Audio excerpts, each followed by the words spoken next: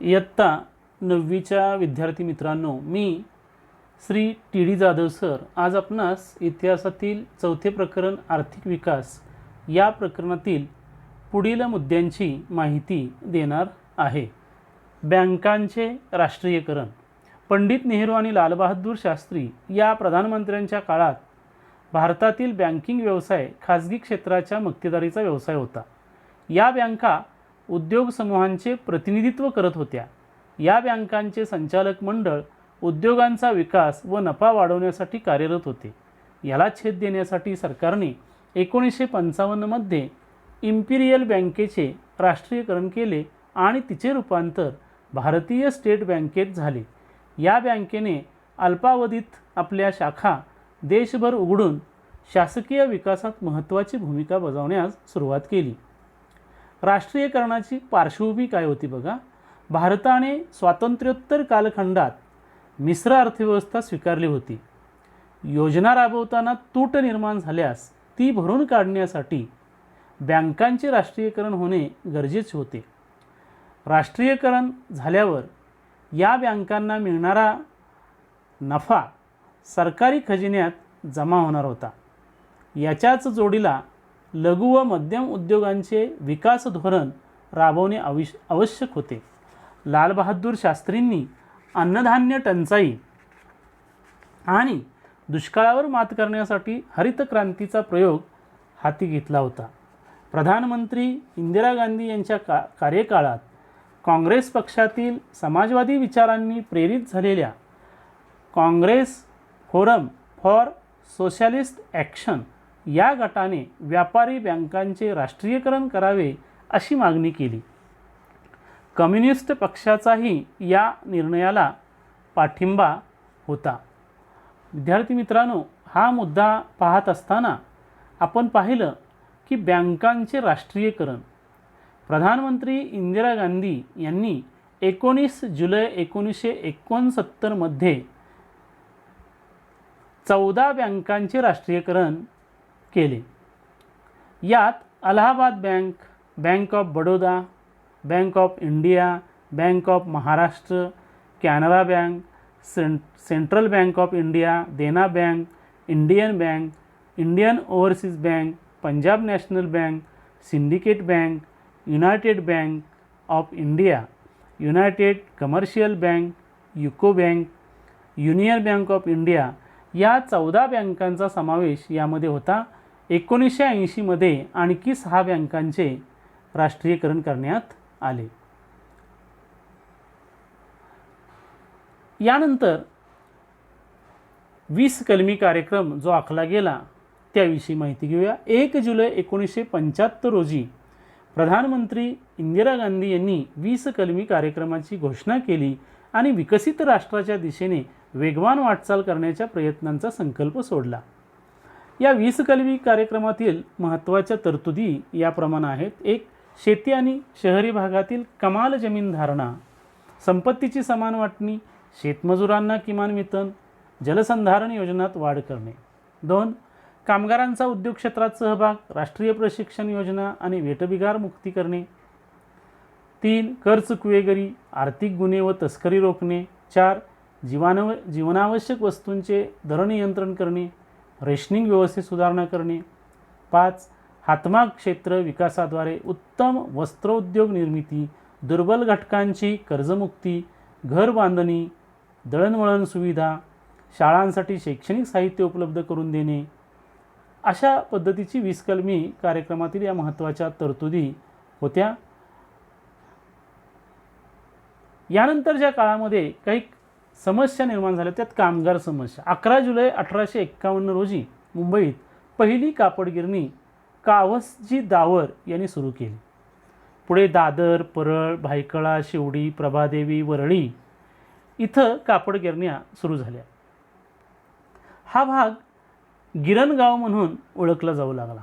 80च्या दशकात म्हणजे 1980च्या दशकात कामगारांमध्ये असंतोष निर्माण होण्यास अन्य क्षेत्रातील आर्थिक परिस्थिती कारणीभूत ठरली. काही उद्योगामध्ये कामगारांचे पगार वाढत होते, त्यांना बोनसची रक्कम जास्त मिळत होती. गिरणी कामगारांपेक्षा त्यांना जास्तीच्या सुविधा मिळत होत्या. विद्यार्थी मित्रांनो, त्या काळामध्ये अनेकांनी याच्यावर समस्यावर उपाय म्हणून प्रयत्न केले. त्यामध्ये महात्मा ज्योतिराव फुले यांचे सहकारी नारायण मेघाजी लोखंडे यांच्या प्रयत्नांमुळे 1 जानेवारी 1882 पासून गिरणी कामगारांना आठवड्यातून 1 दिवस रविवारी सुट्टी देण्यात यावी असा निर्णय झाला. 1981च्या दिवाळीत कामगारांना 20% बोनसची अपेक्षा होती. कामगारांचे प्रतिनिधित्व करणाऱ्या राष्ट्रीय मिल मजदूर संघाने मालक वर्गाशी वाटाघाटी करून कामगार वर्गाला विश्वासात न घेता 8 ते 17% यावर तडजोड केली. बोनसमधील कपात ही असंतोषाची ठिणगी ठरली. काही कामगार डॉक्टर दत्ता सामंत यांच्याकडे गेले. त्यांनी डॉक्टरांना नेतृत्व स्वीकारण्याची विनंती केली. 65 गिरण्यांमधील कामगार एकत्र आले आणि दत्ता सामंत संपाचे नेतृत्व करू लागले. 18 जानेवारी 1982 रोजी मुंबईत 2.5 लाख कामगार संपावर गेले. गिरणगावची धडधड थांबली.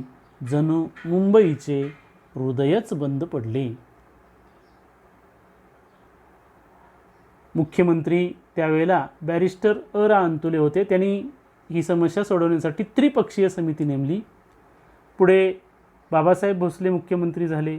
कायद्यानुसार सरकार राष्ट्रीय मिल मजदूर संघाशीच बोलणी करेल अशी भूमिका त्यांनी घेतली. डॉक्टर दत्ता सामंत यांनी हा कायदा रद्द करण्याची मागणी केली. संपाच्या सुरुवातीच्या काळात कामगारांना गावाकडून मदत सुरू झाली. सुरुवातीला एकमेकांना मदत करणे कामगारांना फारसे अवघड गेले नाही. विभागीय समित्या स्थापन करून त्यांनी अन्नधान्य मदत निधी यांचे वाटप केले. डाव्या पक्षांनी संपाला पाठिंबा दिला होता. संप रेंगाळायला लागताच म्हणजे बरेच दिवस हा संप पुढं जाऊ लागला. संप रेंगाळायला लागताच कामगारांमध्ये फूट पाडण्याचे प्रयत्न सुरू झाले. संपाला 6 महिने पूर्ण झाले. केंद्र सरकारने संपाकडे पूर्ण दुर्लक्ष केले. कामगारांनी जेल भरो आंदोलन सुरू केले. सप्टेंबर 1982मध्ये महाराष्ट्र विधानसभेवर 1.5 लाख कामगारांचा मोर्चा गेला. त्याचा उपयोग झाला नाही. संपाला 1 वर्ष पूर्ण झाले.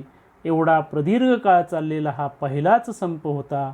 या कालावधीत सुमारे 1.5 लाख कामगार बेकार झाले. कापडापेक्षा पॉलिएस्टरला महत्त्व आल्याने मुळातच गिरणीतील कापडाच्या खपावर परिणाम झाला होताच. मुंबईतून कापड गिरण्या सुरत आणि गुजरातमध्ये गेल्या. केंद्र सरकारने 13 गिरण्यांचे राष्ट्रीयकरण केले. समस्या सोडवण्यासाठी लवाद नेमले गेले, पण तो यशस्वी झाला नाही.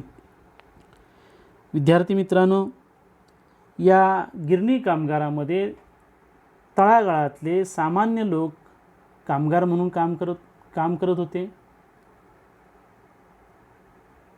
माहीत आहे का तुम्हाला या सदरामध्ये त्याची माहिती अशासाठी दिली की सांस्कृतिकदृष्ट्या लोकनाट्य, लोककला, साहित्य या क्षेत्रात या कामगार वर्गानं फार मोठं योगदान दिलेलं आहे. अण्णाभाऊ साठे, शाहीर अमर शेख, शाहीर साबळे इत्यादी अनेक लोकशाहीर प्रबोधनकारी कार्यक्रमामुळे लोकप्रिय होते. नारायण सुर्वे, नामदेव ढसाळ इत्यादी कवींनी श्रमिकांचं वास्तव दर्शन आपल्या कवितांमधून, साहित्यामधून घडवलं होतं. अशा पद्धतीनं हा गिरणी कामगारांची समस्या या आर्थिक विकासाच्या वाटचालीमध्ये लक्षात घेण्यासारखी एक महत्त्वाची गोष्ट होती कामगार समस्या. आणि त्यानंतर मग नवे आर्थिक धोरण आलं, त्याविषयी आपण आता माहिती बघूया. आधुनिक भारताच्या इतिहासात 1991 साल महत्त्वाचा आहे. 10व्या लोकसभा निवडणुकीनंतर केंद्रात PV नरसिंहराव प्रधानमंत्री झाले. त्यांनी अर्थमंत्री डॉक्टर मनमोहन सिंग यांच्या सहकार्याने भारताची अर्थव्यवस्था जागतिक अर्थव्यवस्थेसाठी जोडण्यासाठी नवे आर्थिक धोरण स्वीकारले. यासाठी भारतीय अर्थव्यवस्थेत मूलभूत स्वरूपाचे बदल घडवले, भारतीय अर्थव्यवस्थेला जागतिक प्रवाहात आणले.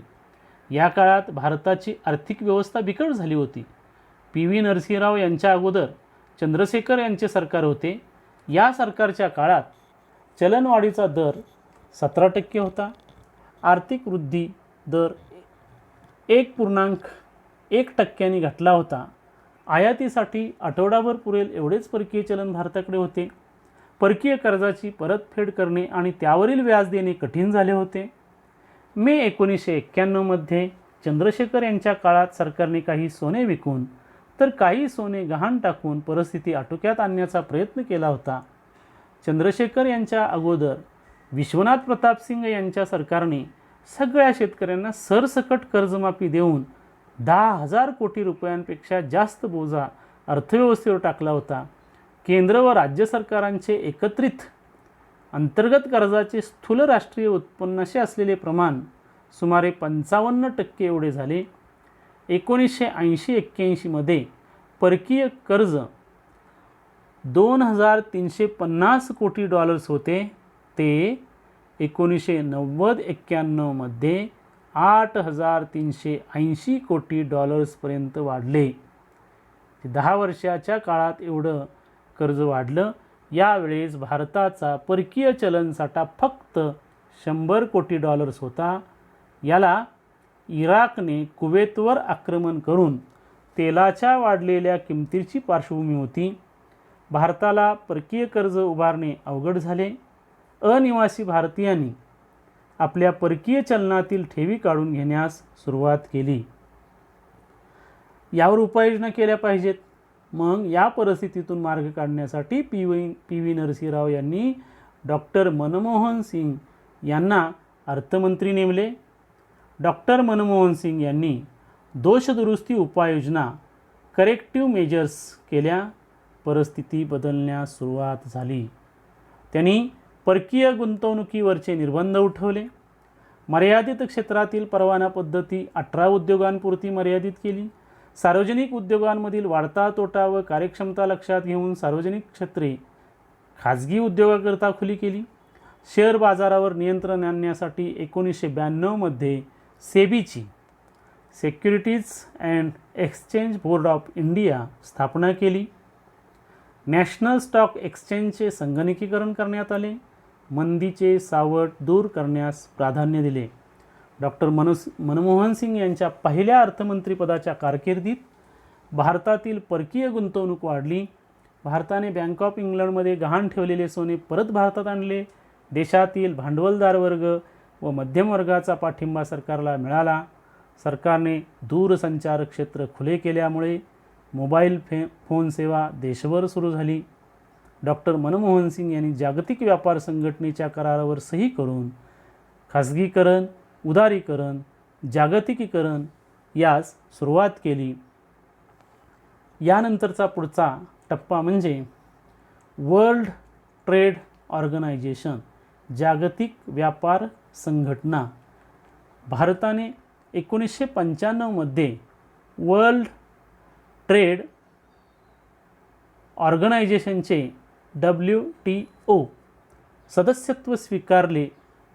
या संघटनेचा उद्देश असा होता, देशादेशांमधील व्यापार खुला करणे, आंतरराष्ट्रीय मुक्त व्यापाराला अडथळा आणणारे व भेदाभेद करणारे कायदे, निर्बंध, नियम व धोरणे संपुष्टात आणणे व जगभरातील व्यापाराचे रीतसर बहुपक्षीय यंत्रणेच्या माध्यमातून नियमन करणे. WTO अस्तित्वात येण्यापूर्वी गॅट अस्तित्वात होते. General agreement on tariffs and trade ही संघटना आंतरराष्ट्रीय स्तरावर कार्यरत होती. ती व्यापार नियमन करायची, व्यापारावर नियंत्रण ठेवायची.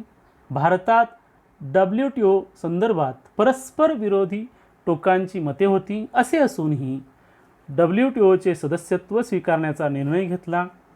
जागतिक व्यापार संघटनेच्या तरतुदी, अनुदाने, आयात निर्यात, परकीय गुंतवणूक, संरक्षित क्षेत्रे, शेती, तंत्रज्ञान आणि सेवा यांच्याशी संबंधित आहेत.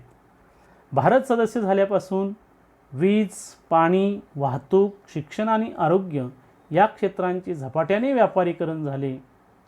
जागतिक व्यापार संघटनेच्या वेगवेगळ्या अहवालानुसार दारिद्र्य रेषेखालील लोकसंख्येत घट, बालमृत्यूंमध्ये घट, पिण्याचे पाणी, सांडपाणी याबाबतच्या सोयीसुविधा उपलब्धता यात भारताने सुधारणा केलेल्या आहेत.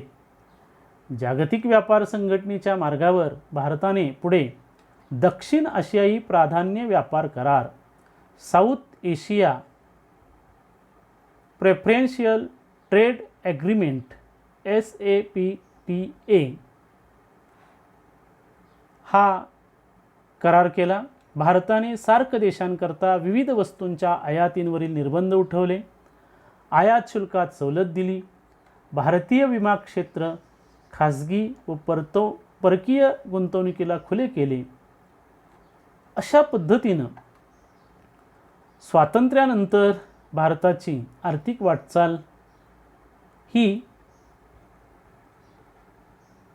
प्रगतीपथावर राहिलेली आहे. मिश्र अर्थव्यवस्था ते जागतिकीकरण असा प्रवास या प्रकरणामधून आपण अभ्यासत आलो, पाहिला. भारताने अन्य क्षेत्रात जी काही प्रगती केलेली आहे ती आपण पुढच्या प्रकरणामध्ये अभ्यासणार आहोत. अशा पद्धतीनं आर्थिक विकास या प्रकरणामध्ये काही महत्त्वाचे मुद्दे होते. या महत्त्वाच्या मुद्द्यांचा आपण इथं आढावा घेतलेला आहे, माहिती घेतलेली आहे. त्यामध्ये मिश्र अर्थव्यवस्थेचा स्वीकार, पंचवार्षिक योजना त्यांचे यश अपयश, बँकांचे राष्ट्रीयकरण, 20 कलमी कार्यक्रम, गिरणी कामगारांचा संप आणि 1991चे नवे आर्थिक धोरण. या धोरणामध्ये भारतानं वेगवेगळ्या जागतिक पातळीवरील, आशियाई पातळीवरील जे काही व्यापारी करार झाले, संघटना आहेत, त्यात सदस्यत्व कसं स्वीकारलं, अशा पद्धतीनं आपण अभ्यास केला. या ठिकाणी हे प्रकरण संपलेलं आहे. या प्रकरणाखालील कृतीप्रश्न तुम्ही आपल्या इतिहासाच्या वहीत सोडवा. धन्यवाद.